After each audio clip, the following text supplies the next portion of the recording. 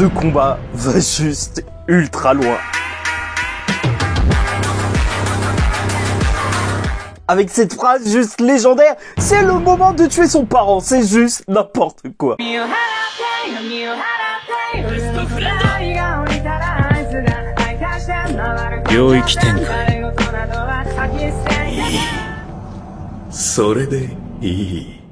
Mesdames et messieurs, ici Chage et on se retrouve aujourd'hui pour la review du chapitre 207 de Jujutsu Kaisen, huile et son je ne sais plus combien. Et on va commencer fort, on s'en fout du watch time, on s'en fout des règles de YouTube. Je commence tout de suite avec cette théorie.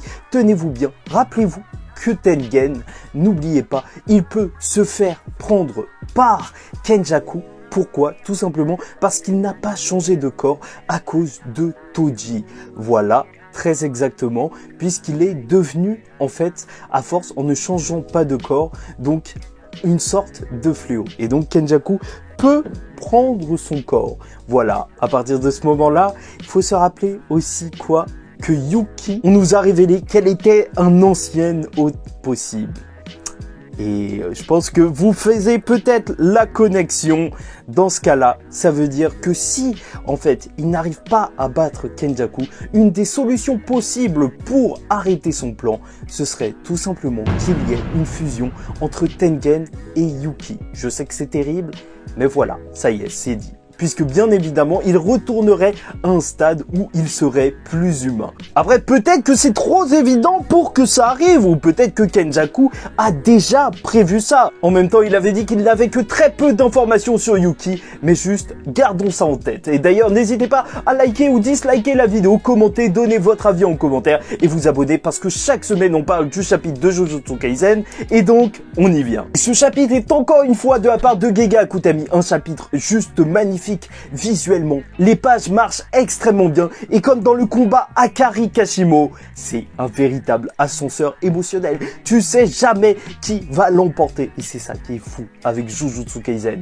Tout le monde peut mourir à n'importe quel moment et ça fait juste extrêmement peur. Et le chapitre va s'ouvrir avec un flashback du plan de Giga-chan puisque c'est bien entendu Chozo qui va être au centre puisque, ok, on lui a dit qu'il ne devrait pas se sacrifier mais il compte bien le faire, il compte bien quand même se faire tabasser. Parce qu'il le fait pour sa famille, il le fait pour le futur de Yuji. Et ça c'est juste magnifique, Gege Akutami il a réussi à nous faire nous attacher à ce personnage juste par ses liens familiaux, par justement sa responsabilité qu'il a envers sa famille, son amour familial. Et bien sûr, tu peux pas rester insensible à ça, même si quand on va revoir l'incident de Shibuya dans l'adaptation animée, ah ça va nous faire bizarre de le voir tuer plein de gens. Ouais. Vraiment quel boss ce Chozo, il compte se sacrifier parce qu'en fait il n'y a rien qui garantit, même si c'est le plan, que justement Kenjaku utilise son extension de territoire. C'est un coup qui risque de le mettre assez mal en fait, justement de l'empêcher d'utiliser sa capacité par la suite et c'est pour ça qu'il faut l'utiliser que en dernier recours et pour qu'il l'utilise donc il faut qu'il pense qu'il aura l'avantage ensuite et c'est pour ça que Chozo doit faire semblant ou en tout cas il l'a fait pour de vrai d'être complètement défoncé et faire penser à Kenjaku que personne ne pourrait aider Yuki. Et on a donc un retour au présent avec Chozo qui est en train d'arriver, Yuki qui tient avec Garuda son Shikigami Kenjaku et qui est en train de le renforcer pour qu'il justement Kenjaku ne puisse plus bouger. Et ce découpage est super efficace. Il est lourd. Tu sens la pression qui tombe sur Kenjaku. Et purée, la case, elle est juste légendaire. Encore une fois, cette citation, c'est le moment de tuer son parent. C'est juste n'importe quoi. Juste en face de Kenjaku. Et bim! Piercing blood dans sa tête. Mais Kenjaku peut déplacer sa tête. C'est juste affreux à voir. Tu vois que c'est un combat monstrueux. Quoi qu'il arrive à la fin du combat, il faudra garder cette image en tête. N'oubliez pas qu'ils ont vraiment réussi à mettre mal Kenjaku avec du sang dans la tête. Son bout de crâne qui s'est envolé juste pour justement déplacer sa tête et pour qu'il ne se prenne pas complètement ce coup. Et bien sûr, il va réattacher le haut de son crâne. Et je trouve que, en fait, il y a une petite vibe Frankenstein dans tout ça. Et au final, peut-être qu'on est un petit peu dans ça aussi, vu qu'il change de corps, vu qu'il garde les capacités. C'est un petit peu un amas de plein de corps différents au final. Mais si Kenjaku, il a réussi à s'en sortir, c'est parce que la capacité de Yuki, donc Bombaye, c'est un sort qui devient plus faible lorsqu'elle est blessée. Et là, tu vois que quand même, ils s'en fichent. Yuki et Chozo, ils vont rien lâcher. Ils vont commencer à le tabasser. Ils comprennent bien que en vrai, avoir sorti sa tête comme ça, c'était vraiment son dernier cours. Il pouvait plus utiliser de capacité. Il était vraiment dans le mal et donc il ne compte pas laisser cette chance passer. Surtout que là, Kenjaku, il est ficelé, tu vois. Il est retenu par Garuda. Et là, on a ce qui est le mieux dans Jujutsu Kaisen, ces combats doubles où justement, ils vont commencer à tabasser en 2 contre 1 une personne. C'est tellement magique. Regardez-moi l'impact de ces coups, les détails du visage de Kenjaku qui essaye juste de résister à ça. Chacun des coups est retranscrit, tu sens qu'il prend cher à chacun des coups. Mais c'est pour ça, c'est ultra expressif, c'est pour ça que Gege Akutami, ça marche ces scènes de baston. Et vu qu'ils sont à 2 et qu'ils le peuvent, Chozo va gagner du temps pendant qu'elle va se soigner. Et même si ça prend un millième de seconde, c'est trop tard. Kenjaku a réussi à se libérer du Shikigami. Parce que bien sûr, il était moins lourd lorsque elle s'est soignée. Et personnellement, je pense que ça change vraiment la donne justement dans les combats de grade S ou dans les grands combats où il y a des grands messieurs qui se combattent comme Akari et Kashimo. En fait, le fait de se soigner, ça change la donne dans Jujutsu Kaisen. Ça fait qu'il faut choisir le bon moment. Il faut choisir si on le fait ou pas parce que ça coûte énormément d'énergie occulte et ça rend le tout beaucoup plus attrayant. Et c'est dingue parce que même si Kenjaku il s'est échappé, ça renverse pas du tout la donne. Tu vois Yuki, mais qui va te lâcher un de ses coups. Et encore une fois, visuellement, c'est juste hyper impactant. Tu sens toute la puissance parce qu'en fait, Gege Akutami, il choisit quoi? De te rendre la scène d'ensuite juste illisible. Ce coup, il a littéralement tout pété. Tu sais même plus où ils sont les personnages. Tu vois des débris qui vont dans tous les sens. J'aime vraiment trop son style de dessin. C'est juste n'importe quoi. Il s'en fiche que ce soit lisible. Là, ce qu'il veut montrer, c'est la puissance et il se donne à fond. Alors que Chozo et Yuki, ils sont en train de foncer. Trop tard, ils vont se prendre la gravité. Bon, je vais pas te mentir, déjà, la pose, elle est un petit peu ridicule parce que Kenjaku, il est tout droit comme ça quand il y a la gravité. C'est un délire.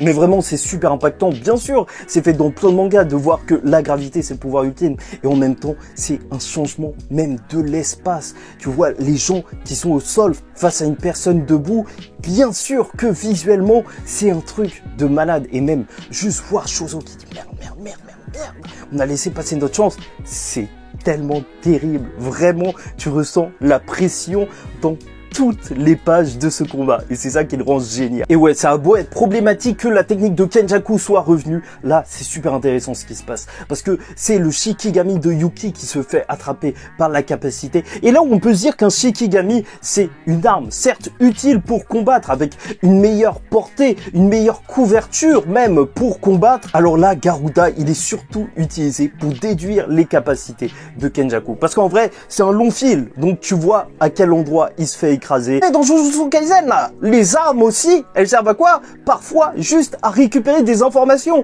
Et ça, c'est génial. Et donc, elles ont déduit que le rayon d'action de la capacité de Kenjaku, il est entre 2 à 3 mètres et il dure 6 secondes. Normalement, la technique de Kenjaku, elle est quasiment imparable. Parce que, en vrai, lorsqu'il a pas sa gravité, ce qu'il fait, en attendant, pendant ces 6 secondes, il utilise des fléaux. Sauf que Yuki, elle est immunisée aux fléaux. Elle ne se fait pas viser par leur capacité, vu qu'elle a son sort de masse imaginaire. Et de toute façon, tout simplement, vu qu'elle est surpuissante, elle peut les faire voler. Et voilà, elle se dit qu'à ce moment précis, il est faible. Il a utilisé ses capacités, il s'est régénéré. Et grâce au grand frère Chozo, oh purée, qu'est-ce que ça me fait plaisir quand elle dit ça. Alors il est fatigué et bien blessé et elle pourrait esquiver la gravité. Donc elle va y aller et regarde-moi sa tête. Regarde-moi la tête quand elle met des coups. Tu sens vraiment que les personnages de Gege Akutami, quand ils se battent, ils sont à fond. Ces expressions, elles sont juste excellentes pour retranscrire ça. Mais malheureusement, lors de la fin de ce chapitre, tu vois qu'il va retourner la situation en utilisant un mini Uzumaki. Donc combinaison par le sacrifice de plusieurs fléaux pour créer ce mini ultra laser dans la tête de Yuki. Et un second coup dans le ventre de Yuki. Parce que le sort de Yuki est moins cheaté que ce qu'on pouvait penser, étant donné qu'il augmente sa densité sans en réalité augmenter sa dureté. Bon, après, ça, c'est pas normal, mais on nous avait bien dit que c'était une masse imaginaire. Mais je vais pas te mentir, c'est vrai que c'est un petit peu triste de se rendre compte que il utilise beaucoup mieux les capacités de Geto. Et ce qui est vraiment terrible quand on voit que Kenjaku l'a touché à ces deux endroits, c'était que Kashimo nous avait dit que l'énergie occulte vient du ventre, mais justement que le sort d'inversion pour se soigner vient de la tête. Et exactement, Kenjaku, il a frappé ces deux points. On n'est pas du tout comme face à Akari qui pouvait se soigner automatiquement vu qu'il avait une énergie occulte illimitée. Non, là, pas du tout. Et c'était sûr, Kenjaku, c'est pas forcément un combattant. Kenjaku, c'est un scientifique. Il perd pas de temps. Il vise les points vitaux pour les exorcistes. Ah, incroyable. Et donc voilà, on termine avec ça. Est-ce que Yuki a un dernier atout? Est-ce qu'elle a une technique maximale? Est-ce qu'elle pourra utiliser même un territoire? Ou est-ce que Kenjaku va tout simplement faire une boucherie? Est-ce qu'on aura un sacrifice de Chozo pour sauver Yuki? Ou même, pourquoi pas Tengen qui les aiderait au lieu de se pisser dessus en haut là, caché? Même qu'il fasse venir quelqu'un comme Todo, je sais pas, tu vois, tout simplement. Personne ne sait ce qu'il arrivera. Mais gardons ça en tête, même si la puissance de Kenjaku est juste incroyable. Par le passé, même s'il n'avait pas le corps de Geto, il s'était fait battre par un utilisateur comme Gojo du 6e œil. Et même là, au début de la série, il a même pas osé affronter Gojo. Parce que Gojo est encore plus fort. Parce que il ne faut même pas tester. Parce que malgré tout ce qu'on voit de Kenjaku lors de ce chapitre, Gojo est au-dessus. My best friend!